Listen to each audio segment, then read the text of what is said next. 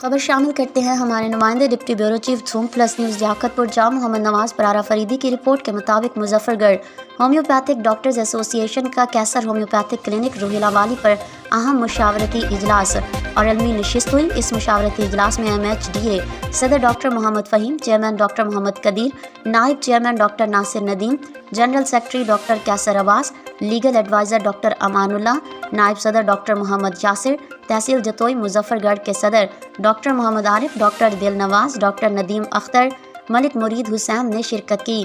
اس اجلاس میں اہم فیصلے کیے گئے۔ تمام سینئر عہدیداروں نے عہد کیا مظفر گڑھ ہومیوپیتھک ڈاکٹرز ایسوسی ایشن کی ترقی و ترویج کے لیے MHDA کا مقصد صرف ہومیوپیتھی سے محبت کرنے والوں کو ایک پلیٹ فارم پر اکٹھا کر کے ہومیوپیتھک کے فروغ کے لیے کام کرتے رہیں گے۔